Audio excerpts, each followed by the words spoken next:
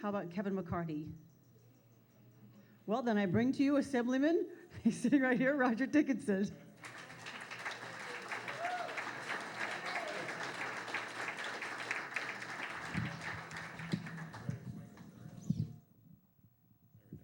Well, good morning, and thank you very much for the invitation to join you, and thanks to the organizers of this very important day, this very important forum, and to all of you who've taken the time to be here, because climate change, in my estimation, presents the most significant social, economic, and environmental challenge of our time.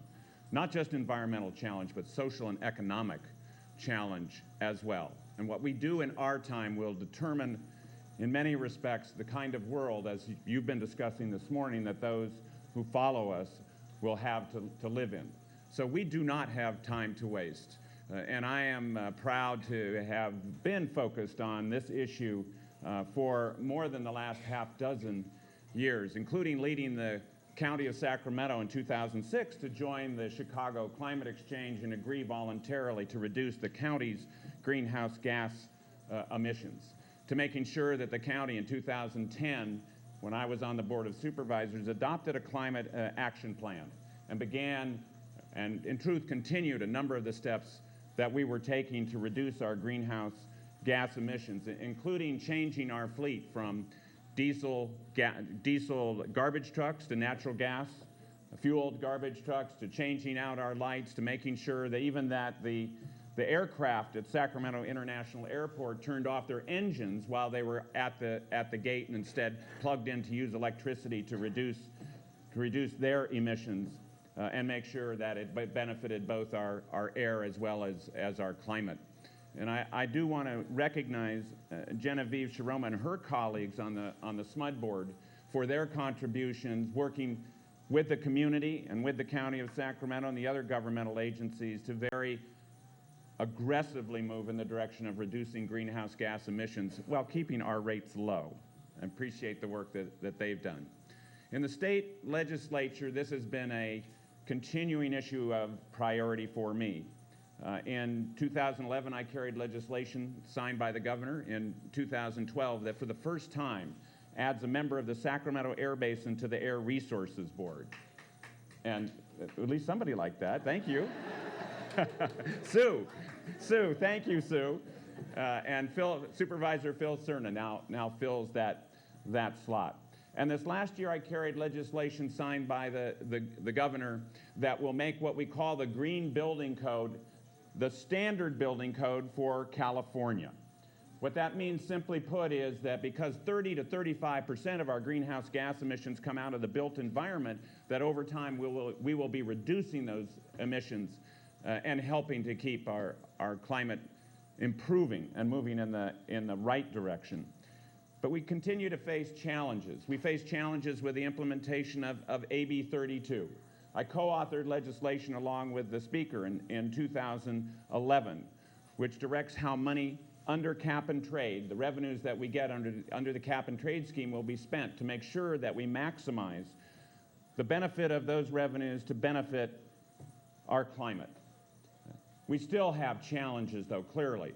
And one of them that has been particularly frustrating to me is I have voted repeatedly in the legislature to impose a moratorium on fracking.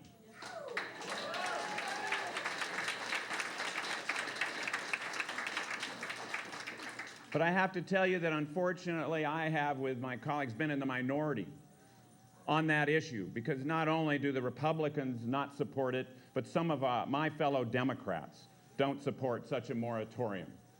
And why is that? And this is the heart of the challenge that we face at the state level.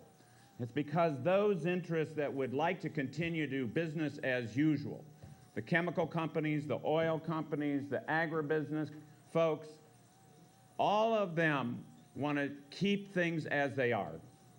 And unfortunately, they have a fair amount of influence in what happens. And so how do we counteract that? Well, as I close, let me close with a challenge, with a call to action.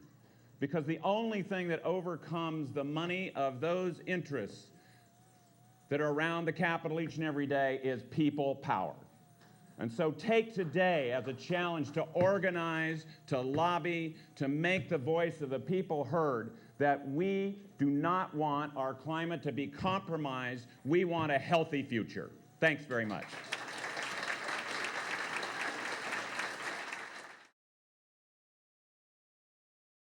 For us, the walking, the sacredness of the walking, and each step is a prayer, and that's our way of taking care of the land, in addition to real changing,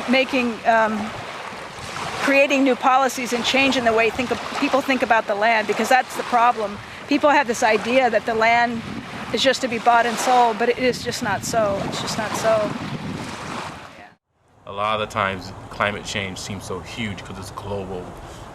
And then you say, look, the moment you grow something and keep it growing in your garden, you're cleaning up the climate. And so each plant that you grow is going to remove carbon from it. It's sucking the stuff in and cleaning it and processing it in the most natural way you can on the planet. It's great. And when you teach youth or you teach residents that, they're like really, really get excited that they feel like they are having an impact. They like light up. It's kind of cool when you see that. It's fun. We build home gardens for families that live in Oak Park and South Sacramento and the Del Paso Heights area. We worked to pass an ordinance so that you can actually put a garden on a vacant lot. Can you imagine if you turn these vacant lots that have nothing on it but trash, turning these places to carbon-sucking, wonderful oases all over the community? Yeah, it's not the easiest thing to get on there. The Solar Suitcase project is a project where we incorporate renewable energy with community service. In this case, providing a solar suitcase to the people of Uganda and Haiti. Here's a solar panel. So this takes the sun's light and turns it into electricity. And then it goes into the solar suitcase here. Loads here are mainly lights, and then we also have a cell phone charger, and sometimes you can do a laptop with this kind of a system. Some students will go on in terms of solar education and possibly even career opportunities. The key is that it can be 50 degrees outside, but as long as it's sunny, you can cook. Sun is the only ingredient that is necessary. There we go. And a few of those little bubbles at the bottom. This one's a little harder to get water to boiling, but it will allow the water to be pasteurized. So it's safe drinking water. I open that one up. Woo! Okay, that is up to 300 degrees in there. I literally